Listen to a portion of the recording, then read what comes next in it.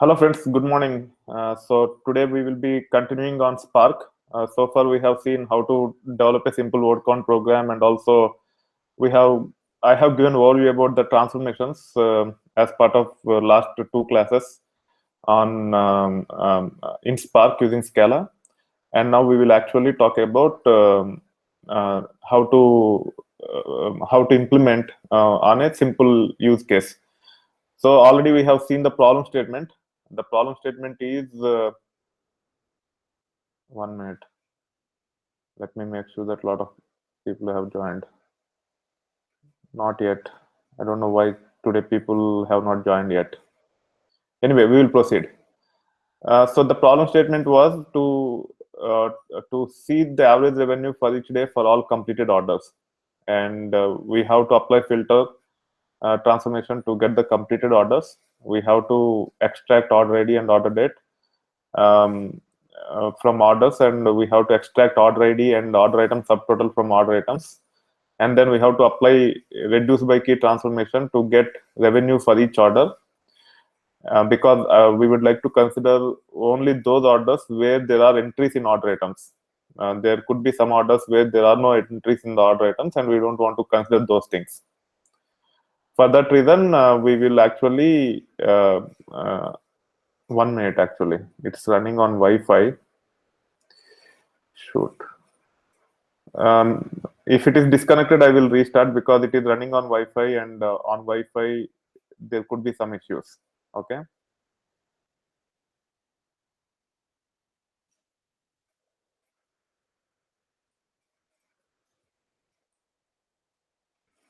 Can you still see the screen, and can you watch? Okay, cool. Good. Disable the Wi-Fi, and it's working fine. So we'll proceed. So we will compute the revenue for each order from order items before joining, and then using the order ID between orders and order items, we will do the join, and then we will get revenue and total number of orders, so that we can actually compute the final average revenue. Okay. Here we need to use transformations in mix and match way. We have to start with filter, we have to apply map, we have to apply reduce by key, we have to apply join, and then we have to use the aggregate by key, and then finally we also need to use the map function, so that we can compute the average revenue. So to start with, uh, before actually developing the program, we can let me we can actually run the program from the Scala interpreter or Spark shell, and then we can actually make it a working program. So here I am trying to switch the workspace to our September 2014 project. So the workspace where we have the September 2016 project is live demos big data Spark Scala. So I'm switching the workspace to that. Okay.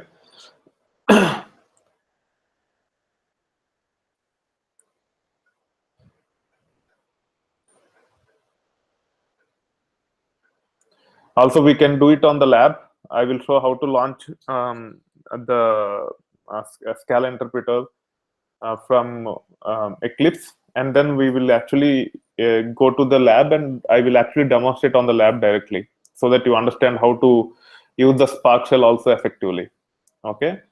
So as I have explained earlier, you can right click on the project which you are working. So September 2016 is the project which we are working. Right click on it, and then go to Scala, and then click on create Scala interpreter. So this is a Scala interpreter. Here it does not know the Spark yet. So to use Spark, we have to first import the Spark conf and Spark context objects. We have to create classes, and then we have to create conf object and Spark context object, and then we can proceed with rest of the code. If we directly want to use Spark shell either locally on our PC or even on the lab, I will be demonstrating on the lab. First, we have to connect to the respective environment.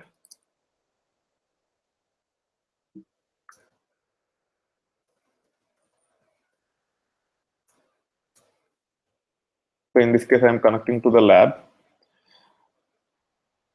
So the lab is a 7-node cluster, as you already know, and it is already integrated with Hadoop and Yarn. So we can directly read the data from HDFS. Here, if you try to read the files from the local file system, it might not work. And the reason is sometimes it works, sometimes it will not work. Especially if you submit the jobs, it will not work. If you directly read the files, it will work. The reason why it will not work when we submit the job is, especially with Yarn, the job will be submitted through application master. Wherever the application master is launched, there it will try to look up for the file in the local file system.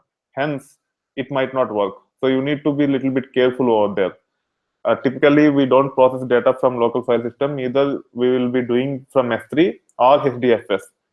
So inability to read the local file system when running on the jobs using Yarn might not be a major issue. Even if it is the case where you have to access data from NFS, on file systems that are not HDFS or S3, even then you can actually create a network mounted file system, or you can actually create a HTTPFS, which are supported with the HDFS binaries themselves, and then you can access using HTTP. So there are ways even to read data from file servers directly, even though the file servers are not HDFS or S3. Okay, but typically we don't read data from the local file system directly. Either we will be reading it through HDFS, S3, or HTTPFS or NFS, depending upon what type of file system we are using. Okay, so here we can launch the Spark shell. So the difference between the Scala interpreter in the Eclipse and Spark shell is Spark shell loads with Spark binaries. So you don't need to create Spark conf object, Spark context object, etc. SC and Spark context will be available as SC. And also you can see there is another context called SQL context. So if you want to run SQL queries connecting to Hive tables, that object is also created. However, if you want to replace the value of a particular configuration parameter, you can actually run sc dot getconf. You can once you get the configuration, then you can actually set the appropriate parameters to change the values. Okay, so even in the command prompt, if you want to override certain parameters, this is how you can do. You have to first get the existing configuration, and then you can do whatever you want. You can set the parameters to different values, and you can play with those things. Okay, so now first thing is we need to read the files from the file system. So first we need to make sure that there are data from the file system. Okay, so again I'm using another terminal.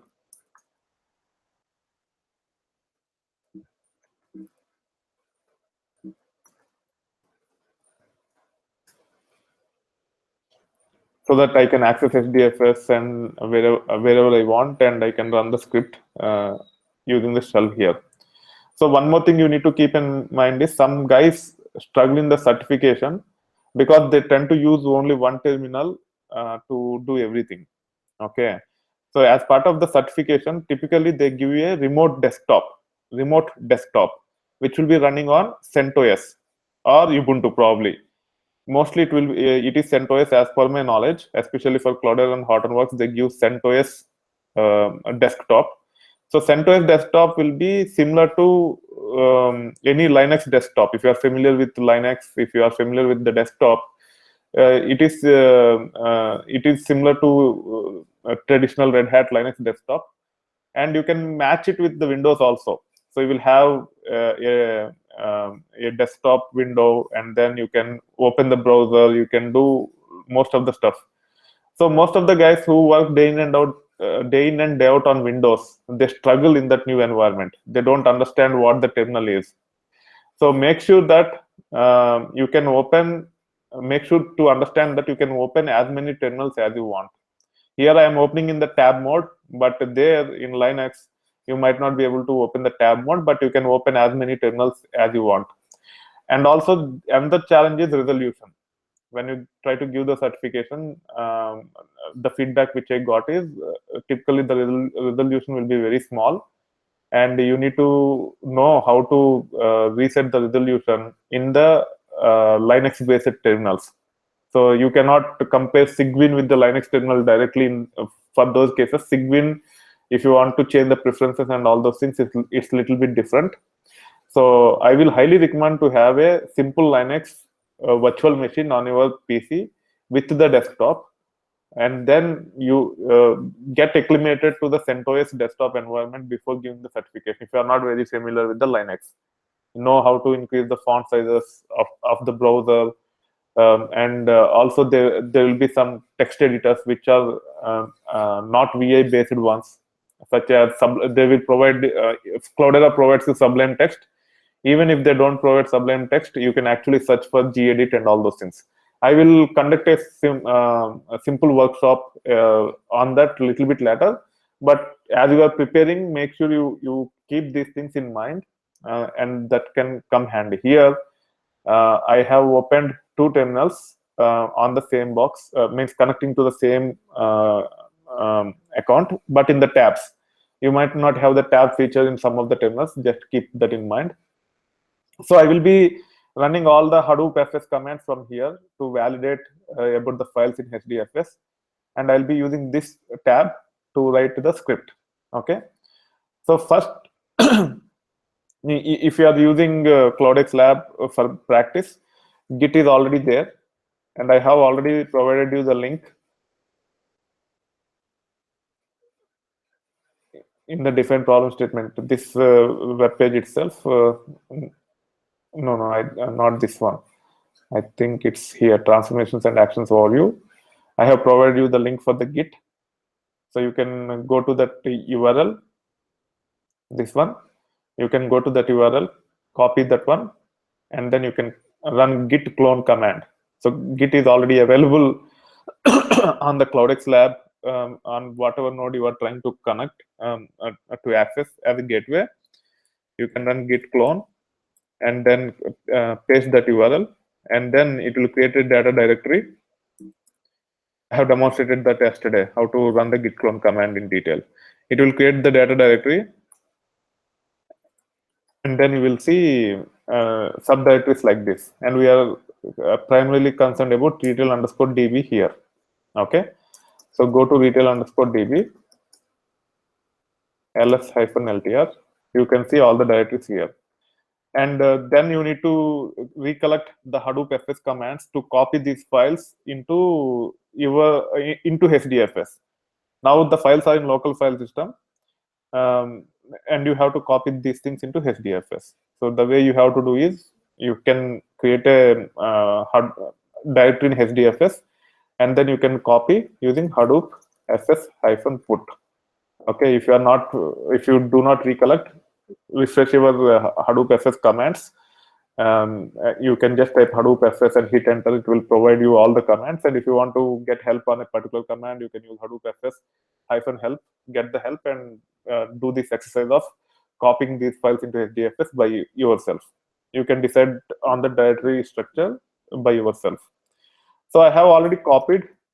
So I'm directly getting into the data which I have copied, and I have copied on my home directory in HDFS, which is /user/training 8634. This is my home directory. And if I run ls on that, you can see bunch of stuff, and data is one of them.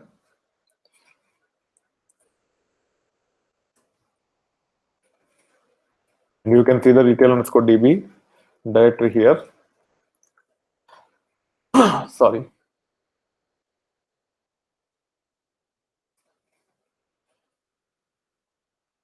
Okay, 1 minute. I just want to make sure that, yeah, it is being shared.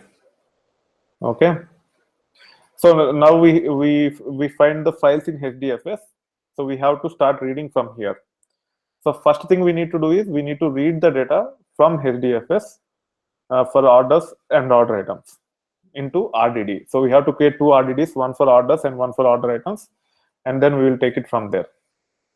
So first step is already I have drafted the design.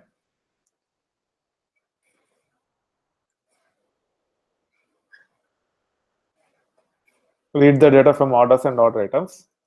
So the way you can read the orders and order items is you can create variable orders. You can give whatever name you want.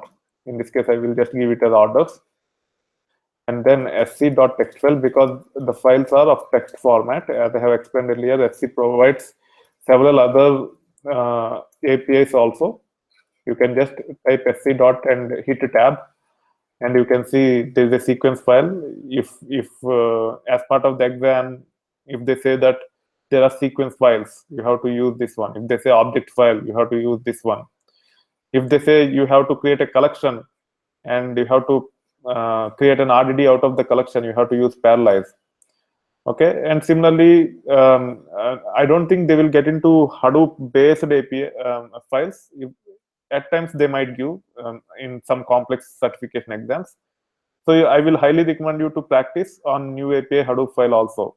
Make sure you understand about that. And I already have the content on that. You can actually go to the Cloudera certification curriculum, and you can actually see there are a couple of videos on new API Hadoop file also. So only these things are relevant to reading the files. Others are not that relevant. Only new API Hadoop file to read files using the Hadoop specific file formats such as inline input format, key value text input format, etc. You can use this one new API Hadoop file. Otherwise, they will tell whether the file is object file or sequence file or text file. So you need to be familiar with object file, sequence file, or text file. And if they say that there is a collection created and you have to create an RDD as part of the certification, you need to be familiar with the parallelize. Only these things are important to read the data and create an RDD out of it. So we'll be using text file here. So text file, the location is user training 8634. It is already integrated with Hadoop. So you can directly give it like this. Otherwise, as I have explained yesterday, you have to give HDFS : / name node IP address : name node port number. Then you have to start with this. Okay. So as it is integrated, I am directly using this one. Here we have directory called data retail_db and orders. Okay. So the RDD is created. You can see the data type, but it didn't execute. Sometimes what will happen is, this is very important, especially at the time of certification.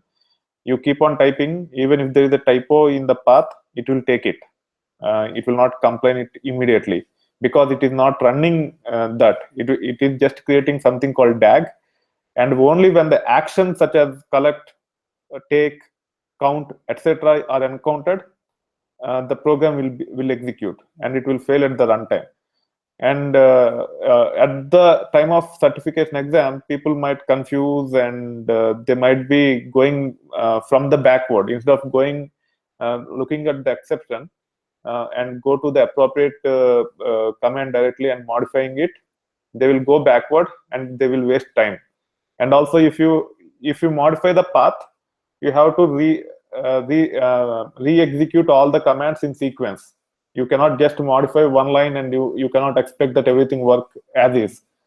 So at the time of certification, make sure that after each and every step, or at least while practicing, make sure that after each and every step, it is working as expected.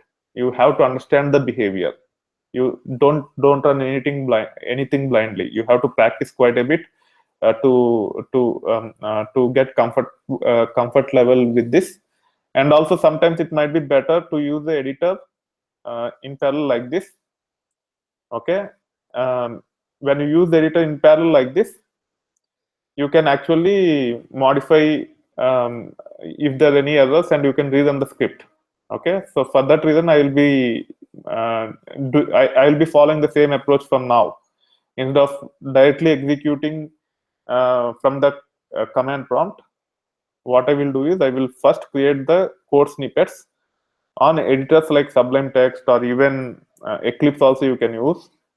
And then if something goes wrong, we can uh, we can change the code snippet wherever it is appropriate, and we can copy paste all the following lines so that it works without any issues.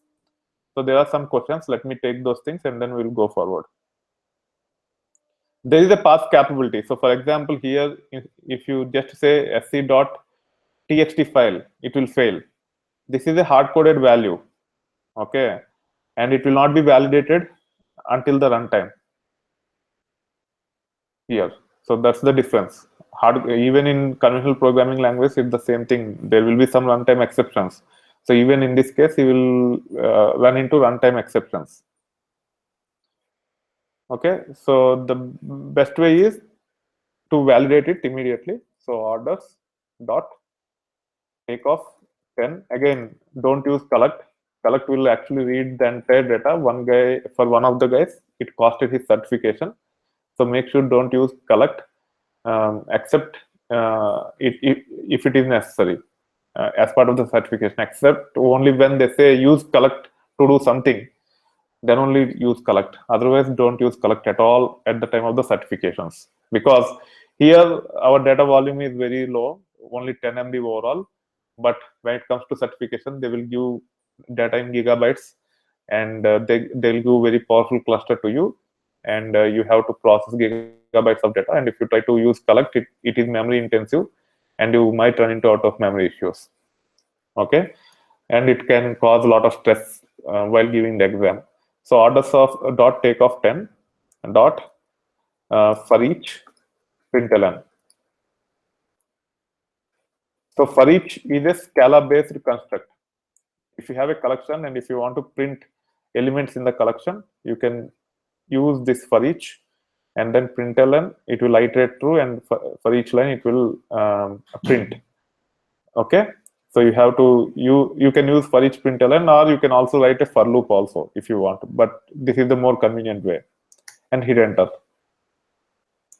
You can see the 10 records, the first 10 records, and data is read successfully. So now we can go to the next step.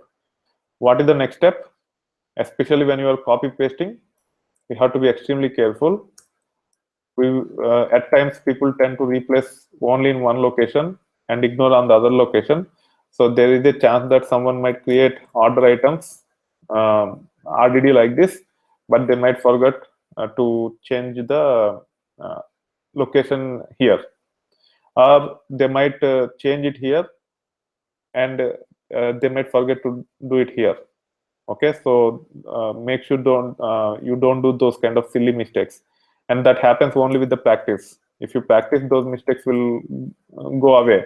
If you just to watch the videos and run one script by copy pasting, at the time of certification, these silly mistakes can cause a lot of stress. Typically, if you're working on a project, it doesn't matter. In the worst case, you will get into a bug, and you can fix the bug. But if you go to the certification, it will cost you the exam, and it is costly. Okay, so make sure you practice well if you are planning to give the certification. Don't just copy paste my code and think that you are doing good. That will not work. And all the guys who have cleared the certifications got 90 or 100%, and they emphasized on the practice quite a bit. Okay, so I have created the next RDD also, which is order items. So we can again say order items dot take off 10 dot for each println. Okay, so orders have, so comma is the delimiter. So orders have 4 fields. One is order ID, second one is order date, third one is order customer ID, fourth one is order status. And order items have 7 fields.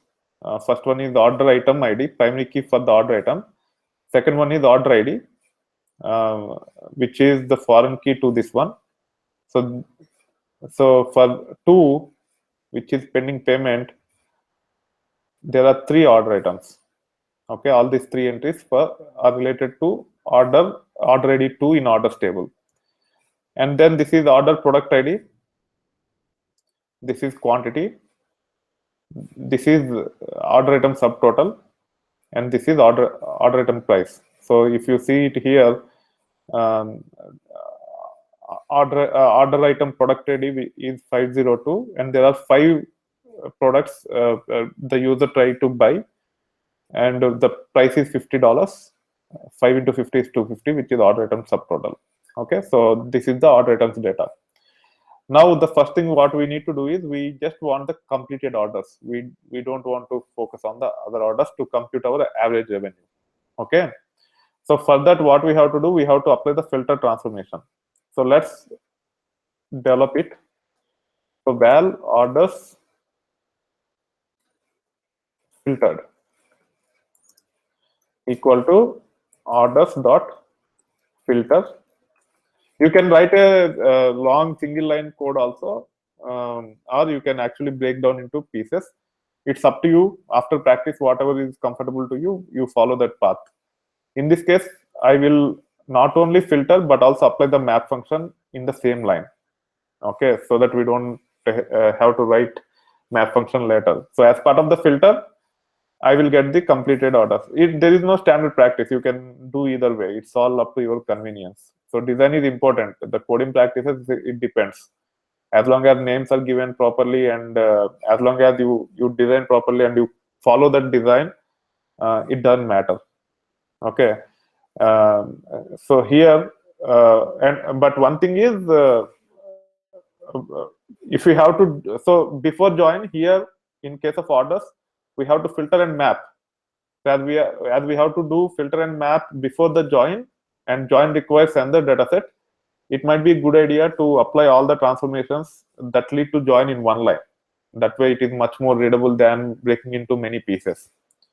And that's my personal opinion. It's up to you how you want to develop. So in this case, I am actually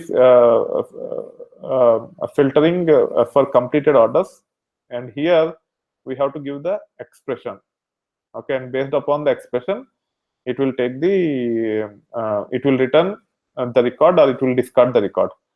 So again, we have to use the lambda function. Let me increase the font a little bit.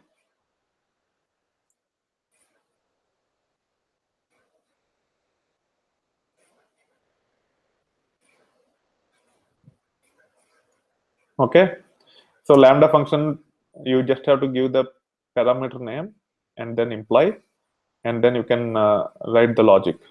Either you can use this curly braces if you want to write in multiple, if you have to write multiple lines of code, or you can directly write the expression. So in this case, it's a simple expression.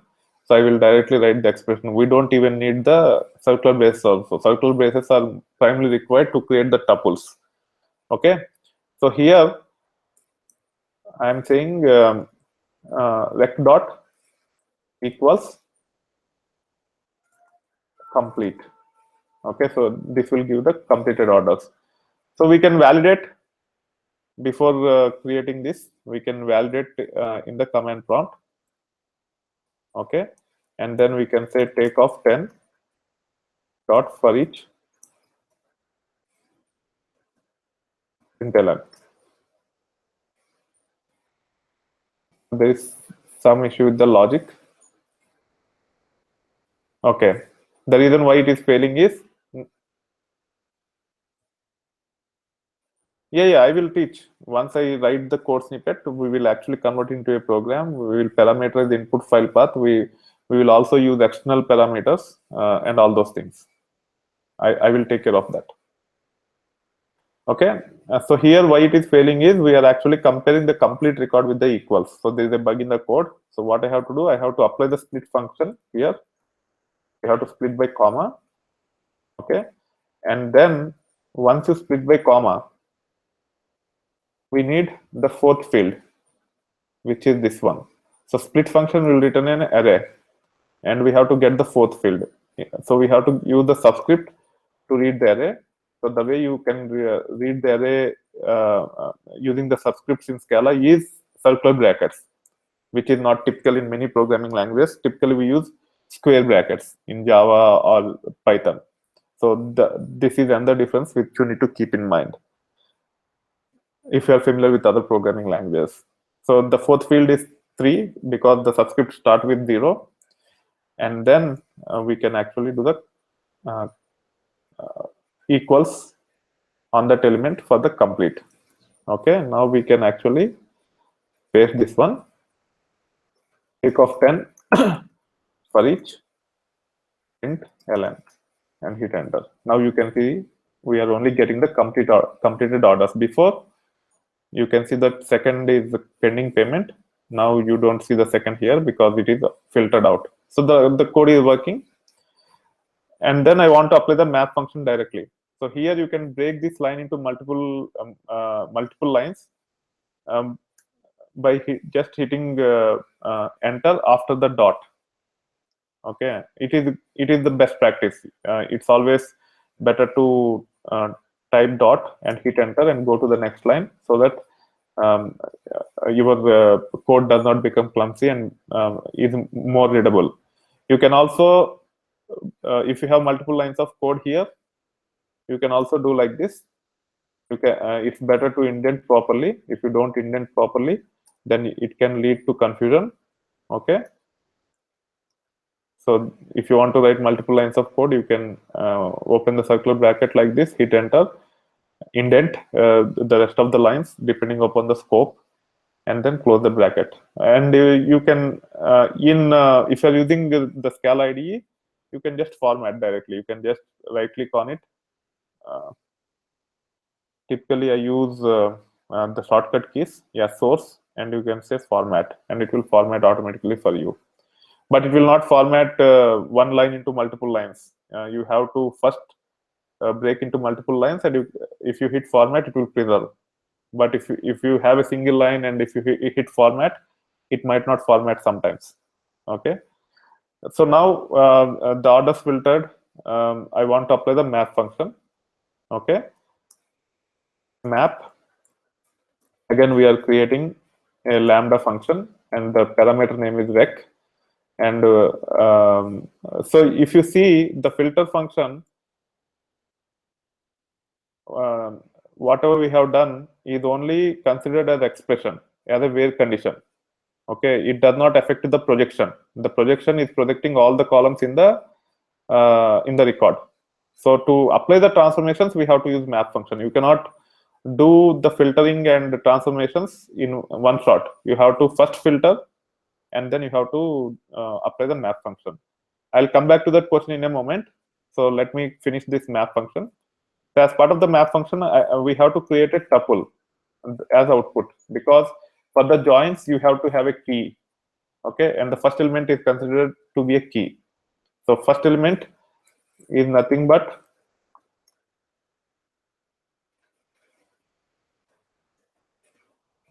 order ID, and it is of type int. So we have to use toInt. Again, toInt is a Scala based function. Okay, and then the second element is nothing but order date. Order date is I think the second column in the data set. So we have to apply the split function using comma delimiter and 1. For date, you don't need to change the formatting unless it is necessary. So here I will preserve the formatting for the date. Date will be considered as string only. But for order ID, it is an integer. It is better to change it to integer because joining on integers is much faster than a string. Okay. So now let us validate this and all the lines of code by applying the take function. Okay, there is some issue with the code. What happened?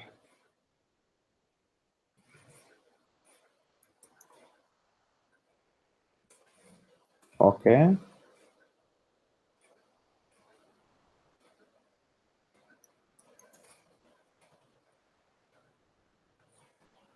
Okay, so we cannot.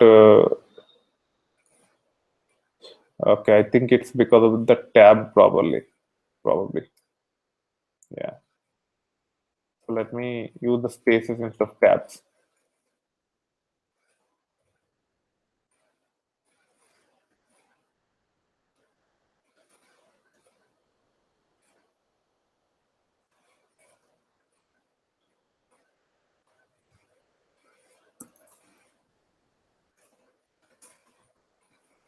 Yeah, it's because of the tab. So here, take off 10 for each println. Okay, and now you can see that it is generating key and value pairs. The first element is the order ID, and the second element is the order date. Okay. So there are some questions from Nagaraj. Let me look into those, and then we'll proceed further. Yes, if it is array, it depends upon the input record. So in this input record is nothing but a string, which is delimited by comma. Hence, we have to apply the split function here.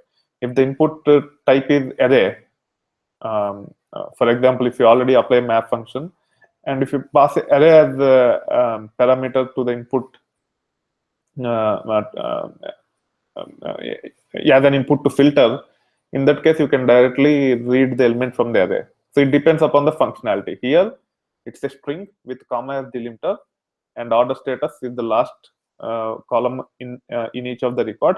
Hence, we have to apply the split function to pass the data and then to equate with the value you are looking for. And as it is the fourth column, we have to give the reference to that column by using the subscript.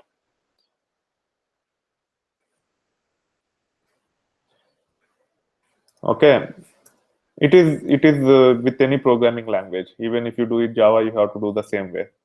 Only thing is the syntax is different. So the same thing now we have to apply on the order items. So order items, we don't want to do any filtering. Okay, rather we have to pull out order ID and order item subtotal, and we want to get the revenue. So we will try to do it in one line here. So order items,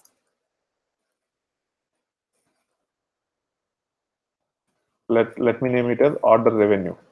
Okay, so here order items is the RDD name, and then first thing is I have to apply math function because we are not doing any filtering. So in order items, the second element is order ID, right? So we have to get the second element by saying this, and then we have to convert it into integer. This is very important typecasting. If you forget this, again, it can cause a lot of stress at the time of certification. And then the sixth element is the order item subtotal. If you go back,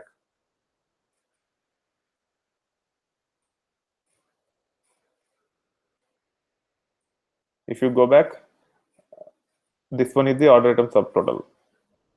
0, 1, 2, 3, 4. Fifth element is order item subtotal. Okay. So here, rec dot split, comma, fifth element can be read as fourth, and it is of type float, and we have to convert it. Otherwise, you can run into some issues. Okay, so the output of the map function is tuple, and now we want to compute the order revenue for each order. There is a reason why I'm doing that. I will try to explain once it is done. It can be in different way also, but for the current problem, I felt this is the appropriate way of doing this. It will avoid joining twice. If you do, if you first join, and if you want to only consider orders that are in order items, you have to join second time also. So to avoid join twice, I'm computing the order revenue here for each order. So for example, here if you see order items dot count, It has 172,198. After this one, it will reduce quite a bit, because for each order ID, it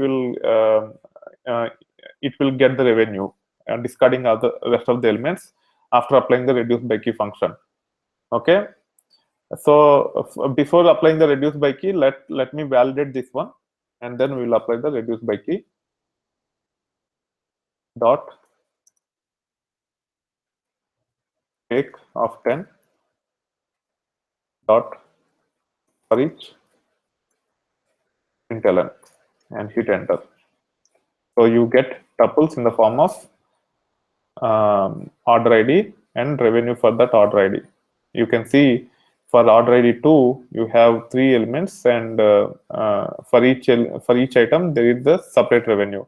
After doing the reduce by key, the data structure will be same, but instead of having 3 records for orders such as 2, there will be only 1 record, and that record will have the total revenue for that order.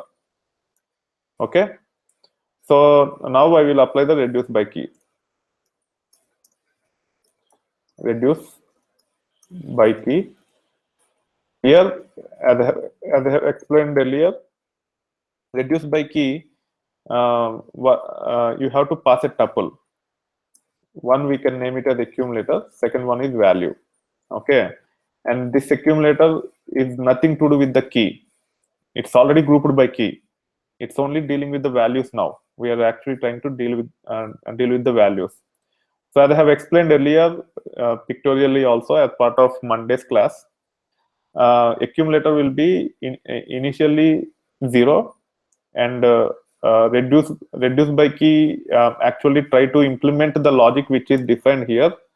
In this case, I'm trying to add accumulator and value. So internally, how it works is, it will pick the second element in the tuple and add it to the accumulator, and the accumulator will be reset to the new value. So the as it goes to the array, the values will be added to the accumulator. The accumulator will be reset after each and every iteration, and for each key, this functionality will be executed based on the number of elements you have in the for each of the key. So for example, for order ID 2, this functionality will be executed thrice. First time, accumulator will be 0, value will be 199.99. Second time, accumulator will be 199.99 and value will be 250, and those two things will be added, and it will be approximately $450. And third time, accumulator will be $450 and value will be 129.99. After the third iteration, as there are no more values, accumulator will be returned into an RDD. Yes, it's like sum and group by. We are trying to group by and doing the aggregation here. Okay. So now we can validate this one, and then we can create the order revenue RDD for the further processing. Dot take of 10 for each println and hit enter. Now you can see that as the data is shuffled, you might not see in the original order. For each of the order ID, we are getting the order item subtotal. Here we don't need to cast because it's already casted here as part of the map function.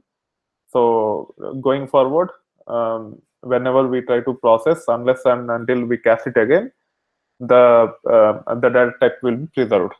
Okay, now we'll create the order revenue RDD also. Now we will join orders and order items. Okay, so it is very important to understand the data types here. So let's copy paste the variable name here, or RDD name. Why it is not?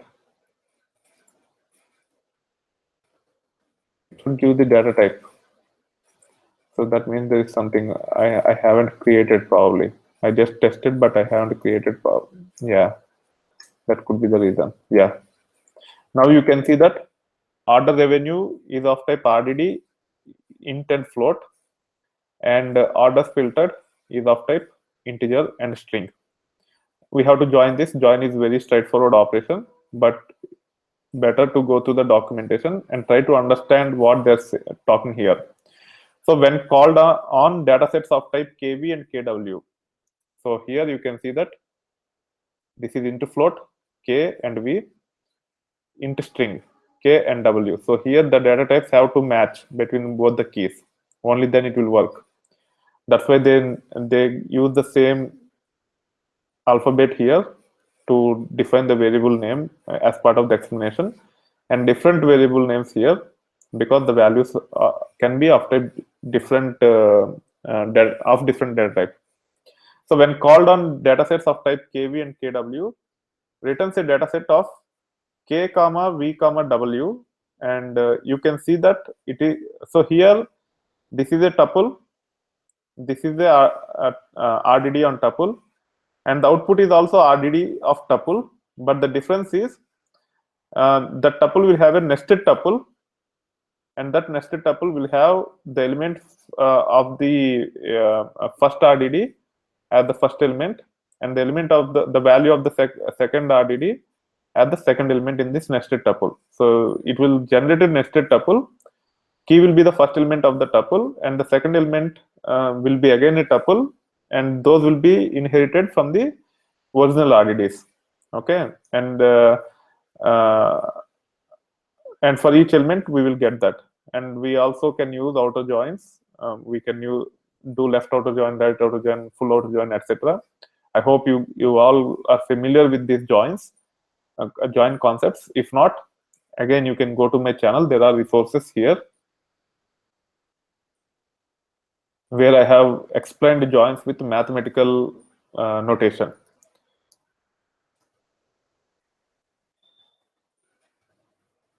So I think this is the one. No, let me check. Yeah, this is the one. If you go through these ones, 0, 1 introduction, 0 to inner join, even though I covered from the pig perspective, I have explained the concepts. Let me see. Yeah, this is the one. Okay, let me copy paste this link. If people are not familiar with joins, better to watch this video so that you understand what are joins conceptually, and then you can explore, test and validate the other outer joins also. Okay, so here we will create, okay, again we will use the Sublime text.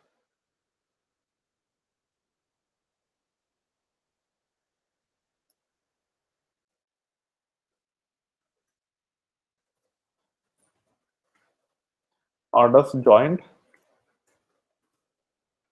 equal to orders dot join and order items. We don't need to do anything else.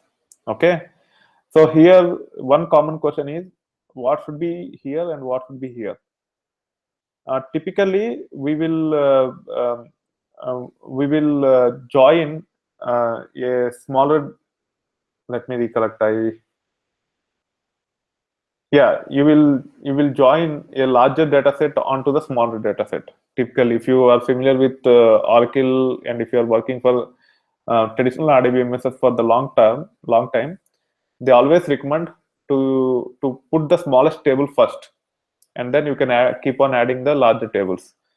So even in this case, you can do the same thing. Orders is the parent table and order items is the child table, and we can see the number of records in orders filtered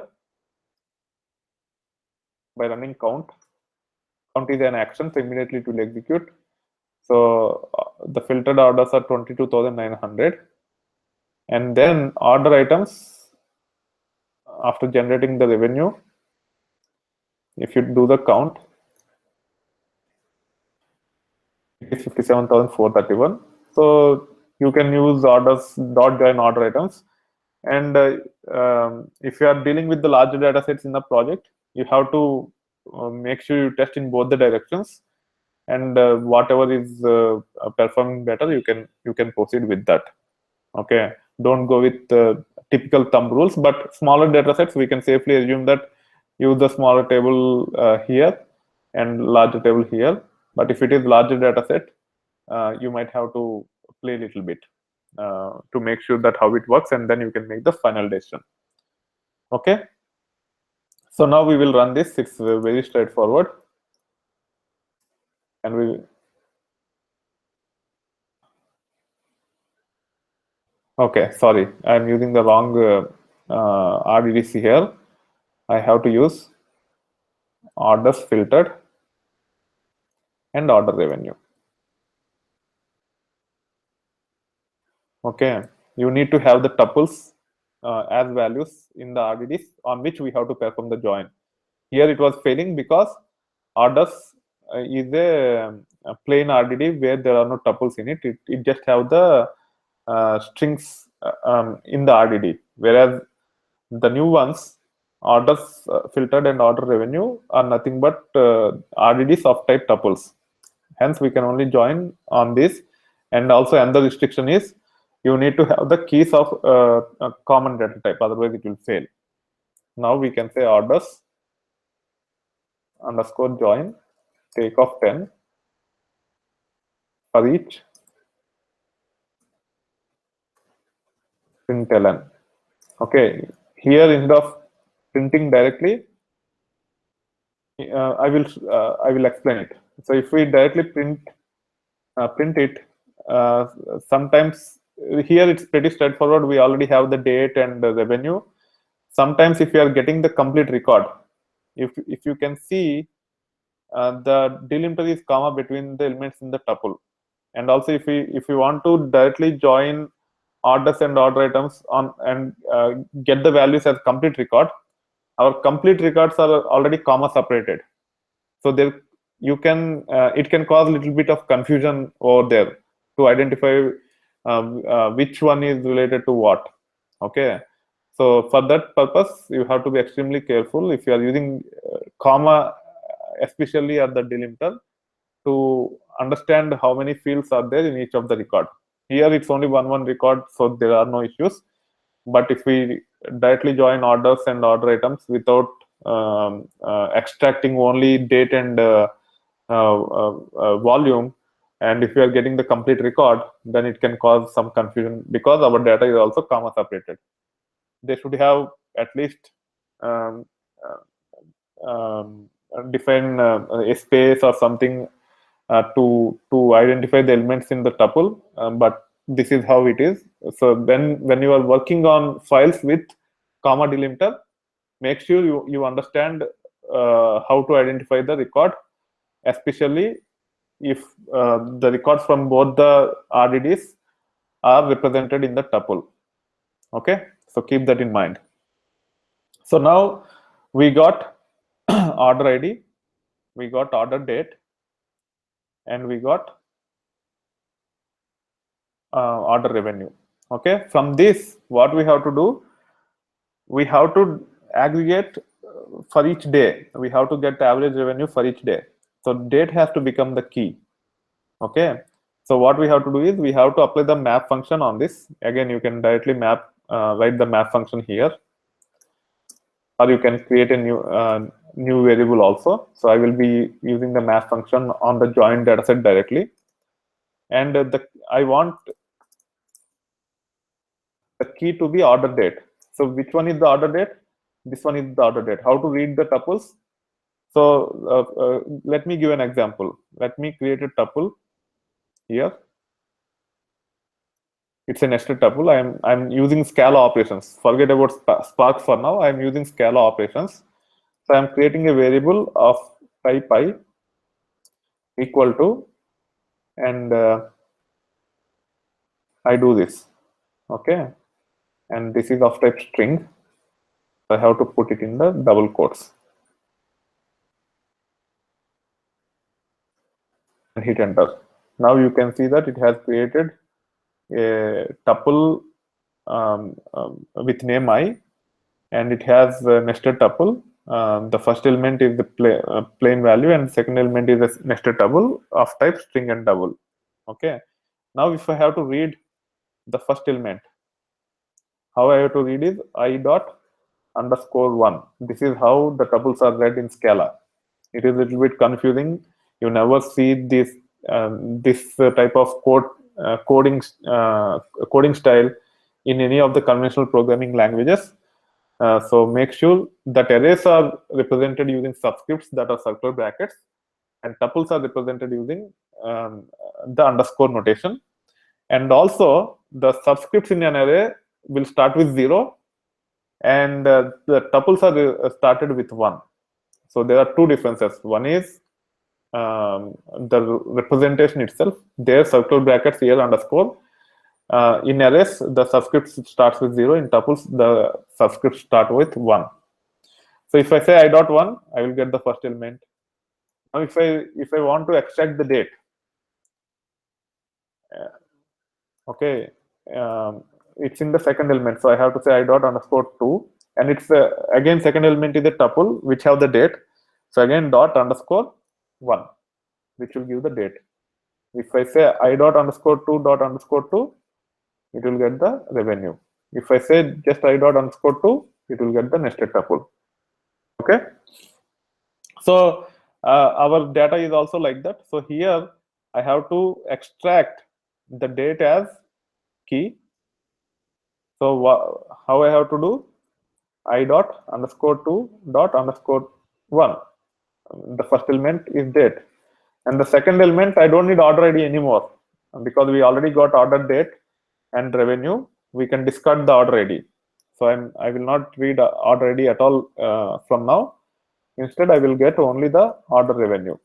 Okay. Now we will run this command, and we will also validate. Very important step until you get proficiency. Take off 10 for each println. Okay. So now we got for each date. Let me do a little bit higher to make sure that there are no bugs here. I will do 1000 and hit enter.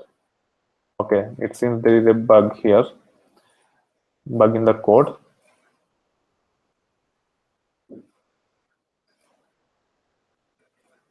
So we need to see what it is. Okay, here I am using I. That's why it is complaining, because I created the variable I before. So that it is taking all the values from there. Okay, so here we have to use rec. This is what you have to do. If I just continue without testing it, later the results might be incorrect. We don't even know that whether we are getting the correct values or not. Okay, so you have to be very careful. You have to focus, and you have to see whether you are doing right or not. In this case, because it has returned 2014-05-23, as I have I have used the transformation on I rather than rec. And what is I? I is a variable of type tuple, which I have demonstrated to explain how the tuples are read. Okay, so that was the issue.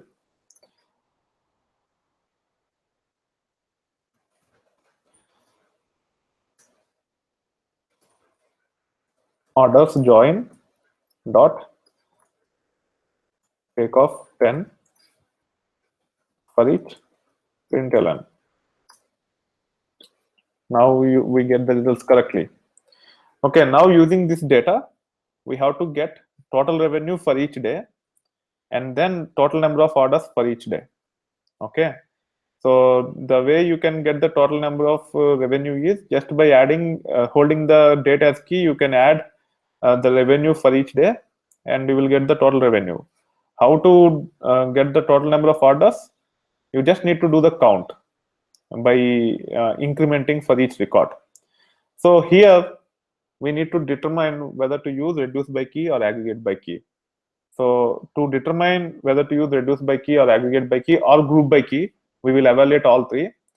Group by key we cannot use because it does not use combiner, and for aggregations like this, it is a good idea to use transformations which uses combiner. Group by key is a lot more generic and more sophisticated function. For aggregations, we should not give priority to that. Okay, unless there is a performance issue with using the reduce by key or aggregate by key, because the aggregation is not very high degree. In that case, you might consider in group by key sometimes, but typically we don't do that. We use either reduce by key or aggregate by key. So when it comes to reduce by key, there is a limitation. The the combiner logic and the reducer logic or sequence op and combiner op. From the Spark terminology, we have to use sequence op and combiner op. They both have to same. If they are different, then we cannot use reduce by key. In this case, even though it sounds same, it is not same, and I will explain you in detail.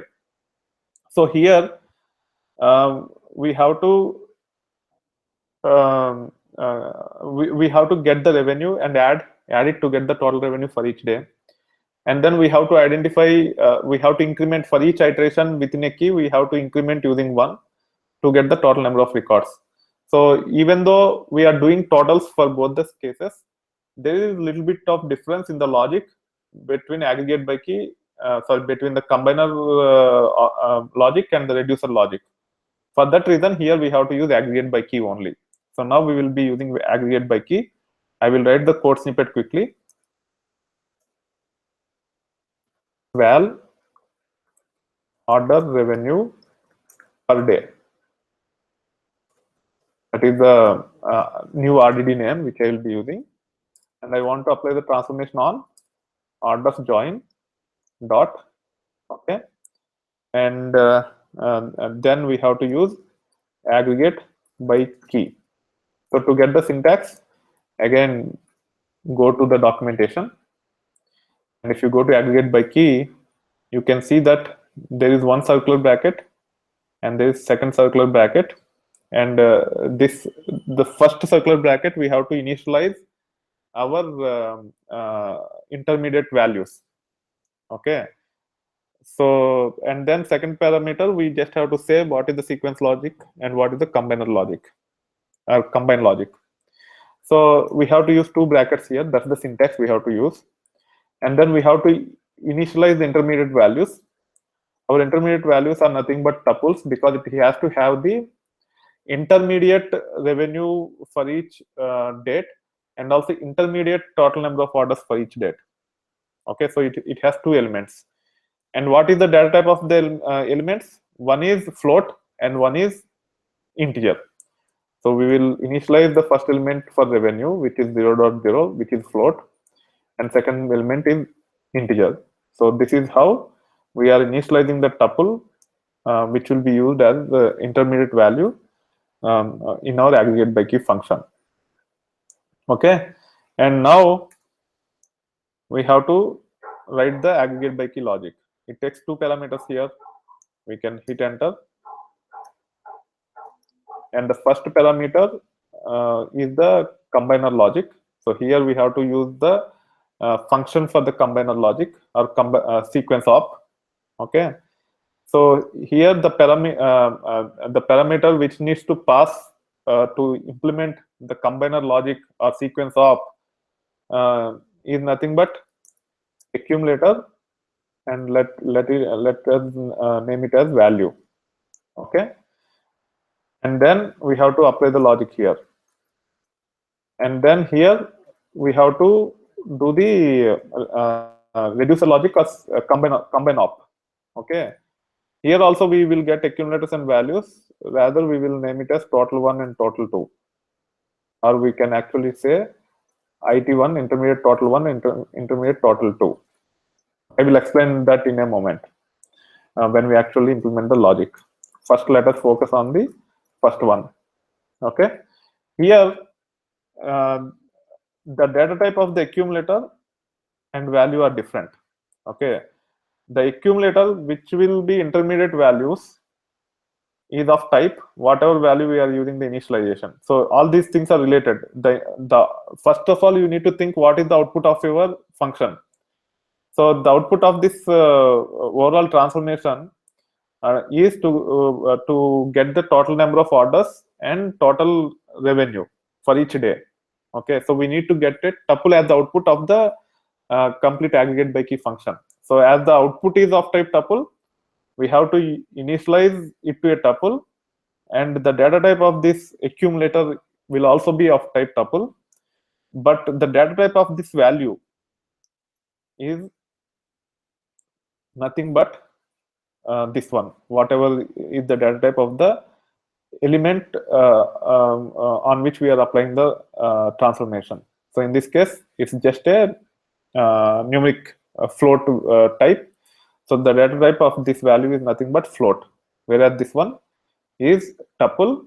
First element is of type float and second element of type integer. So now we have to add value to the first element in the tuple, because that's where we want to store the revenue, and we have to increment with 1 for the second element of the tuple, so that we can get the final total number of orders. Okay, so here the logic, the return is again return value will be a tuple, so we have to use the circular brackets, and then we have to say accumulator dot underscore 1, because to the first element we are trying to add the revenue. The revenue is represented by value, and the second element is just we want to get the increment by 1, so we can write +1. Okay, so this is the combiner logic or sequence op. And now the intermediate value types are nothing but tuples. Okay, both IT1 and IT2 are nothing but tuples here. Okay, and in each iteration, IT1 will be initialized to 0.0 and 0, but IT2 will be the intermediate values for each key. Okay, so if we go back,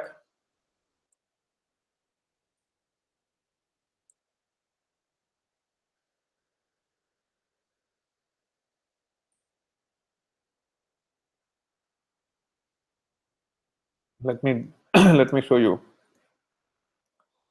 So okay, orders join. You can also sort the data by using sort by key. Okay, and then take off.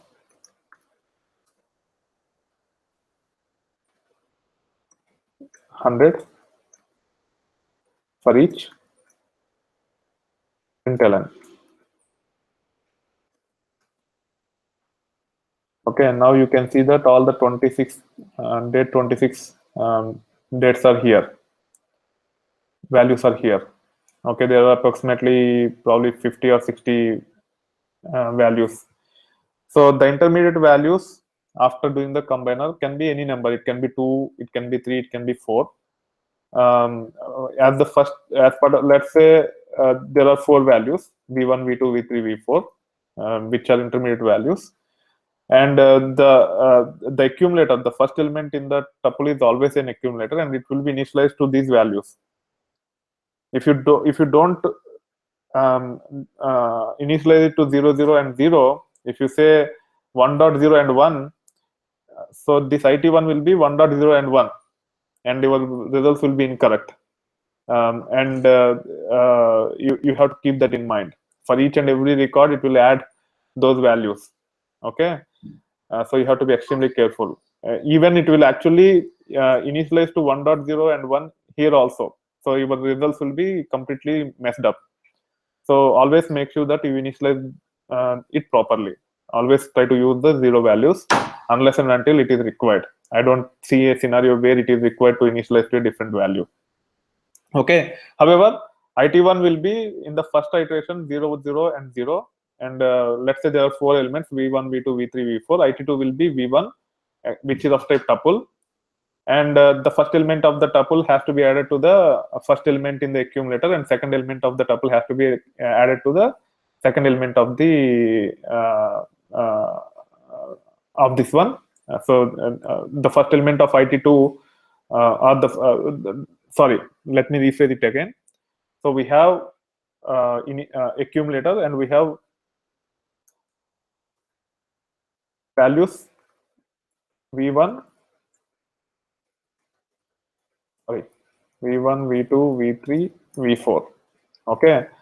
As part of the first iteration, this V1 will be added to the accumulator. So the first element of the tuple in the accumulator will be equal to the first element of the V1. Second element of the accumulator will be the second element of the V1.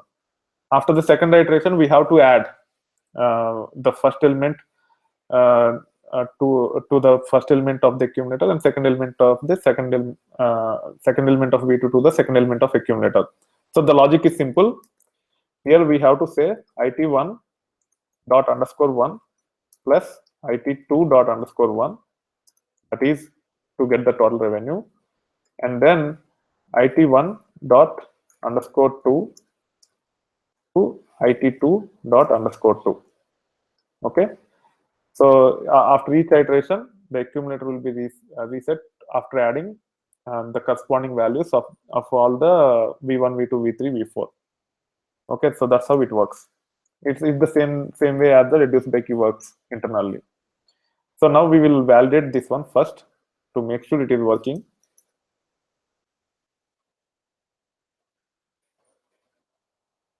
So now, okay, there is no comma here. That's why it failed.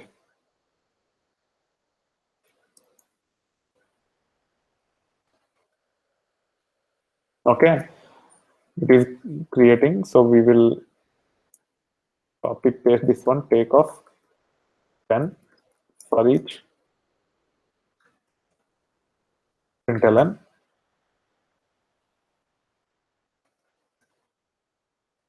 You can see the total revenue is generated, and also the number of orders are generated. Okay, now we can actually compute the average revenue. So val average revenue equal to, here we have to take this RDD, apply the map function. Okay, here the first element is total revenue, so we have to get first element divided by second element. And then if you see there are too many decimals here, it's better to round it, and rounding it is a little bit complicated. You need to understand Scala APIs for that. We will see that here. I already have the logic. I don't want to research now. Okay.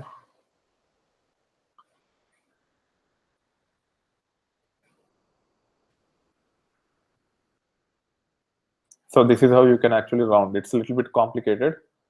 You have to convert it into big decimal, and the output has to be converted into big decimal, and there is a function called set scale and all those things. So if you want to round it, you can round it like this. So I will apply this logic.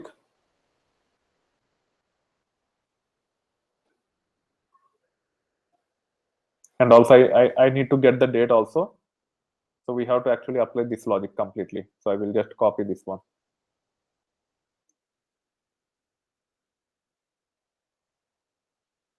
This one is not correct. This one only, the first element is date, and the second element is a tuple. So this one is a bug. Rather, we have to use this logic. Extract the first element, which is the date in the map function, and then divide the total revenue with the total number of orders, and then you can apply this big decimal based rounding mode function to round off to 2 digits, 2 decimals. Okay, now we can run this.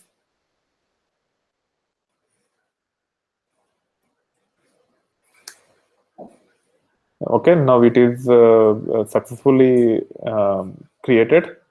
We will validate by running the average revenue dot take off 10 for each println. You can see the average revenue for each date. If you want to sort, you can do average revenue dot sort by key.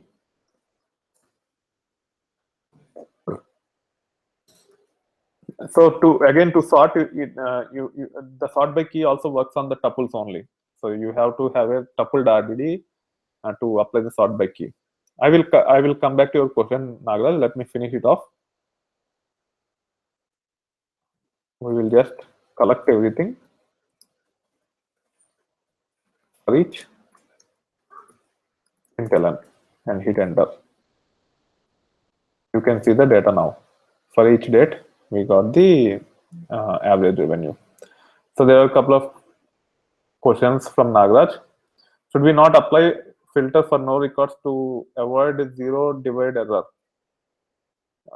There will be no.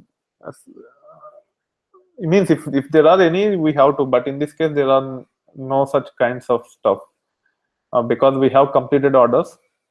And if there is an order item associated with it, there will be order item subtotal associated with it. It cannot be zero priced product unless it is extreme scenario. If there is that scenario, you have to understand the data and you have to apply all those things, whatever transformations that are required to get the final outcome, you have to do that. In this case, it is not required. Okay. So now we have the complete program, actual code, and we have to create application out of it. I will do it as part of the next class because it will take some time to explain. But first, let us copy paste this one into a program. I will try to do whatever I can in next few minutes, and then we will do it in the next class. So we can create a package for this, saying new package retail. Just name it as retail. And then we have to create a Scala object here. And let us name it as total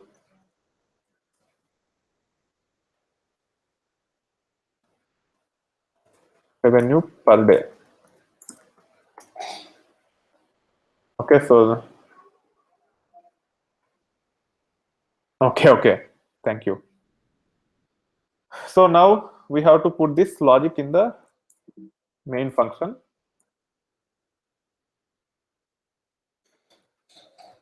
Main args string, sorry, array of string.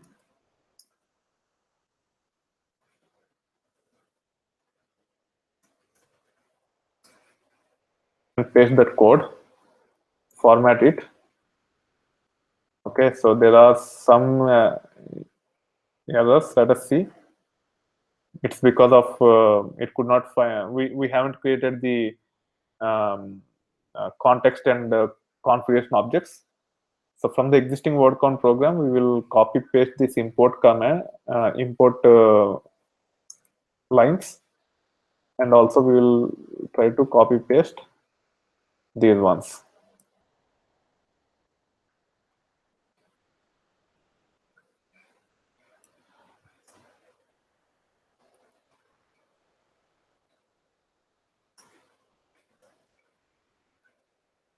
Okay, as we copy paste these ones, what we can do before actually running into the running it as an application to parameterize, externalize, etc., we will just run it to make sure that it is also working from the Eclipse, and then we'll go to the next step. So here, app name is total average, or not total average. Actually, it's average revenue per day. Refactor, rename. If you are not from Java background, you need to understand this term called refactor. So refactor typically try to identify all the classes wherever this word is being used. Object of this class, object of this type is used. It will go there and it will replace. So you can refactor and replace in one shot. So it is not saved. That's why it is failing. So let me save it.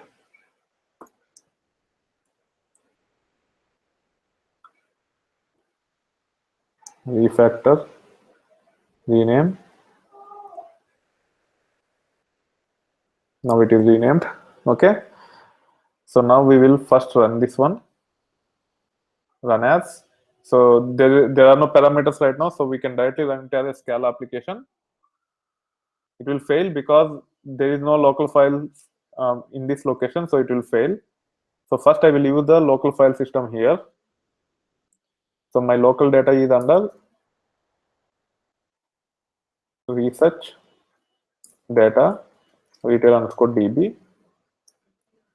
So this is the location.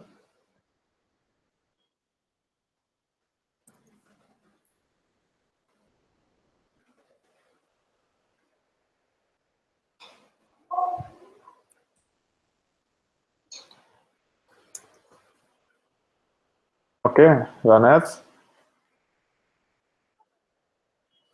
Scala application. So it ran, but we don't have the code snippet to actually write into a file. So it didn't write to anything anywhere. So we will actually write another line of code here. That is average revenue dot save as text file, and I want to save it to research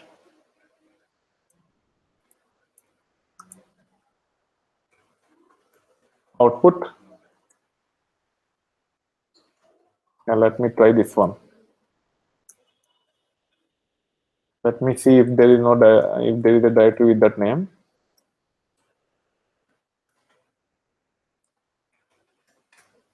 So there is no directory, so it will work. So run as Scala application.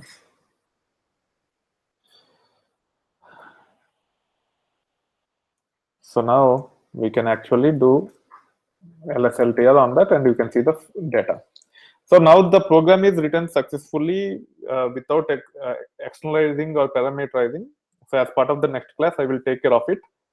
When it comes to Python, we don't spend this much of time. We already understand a lot of concepts.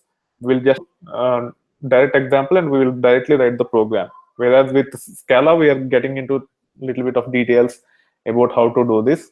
And also, it might take a couple of more classes to complete the Scala portion of it. Python, it will be done in 2 classes. So by next week or next to first class of the next to next week, we'll be done with Spark using both Scala and Python. And later we will also see data frames. The data frames will take another 2 sessions. So Spark is the line portion of the course. Okay. So any questions? We might have to wrap up a little bit quickly today.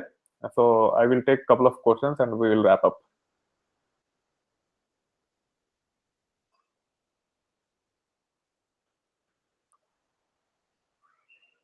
So again, if you have a long question, just type that you are asking a question so that I can wait.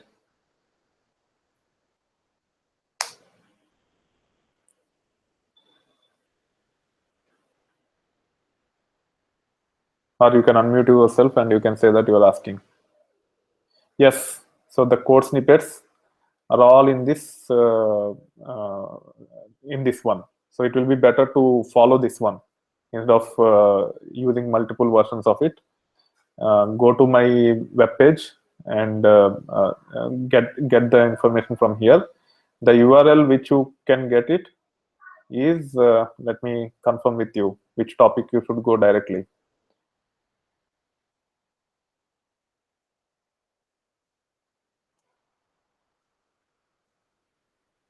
This is running the application. This is, I think this is the one, compute average revenue.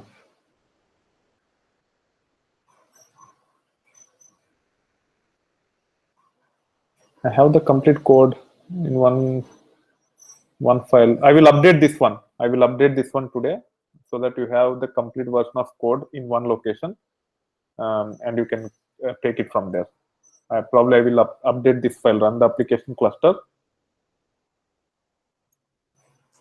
So wait for 1 hour and you will get it over there. 1 hour or couple of hours. I thought I have already done this. Anyway, I will take care of it. So any other question? Okay, then we'll wrap up for today. Thank you very much for joining the session, and we will see as part of the next class on Monday.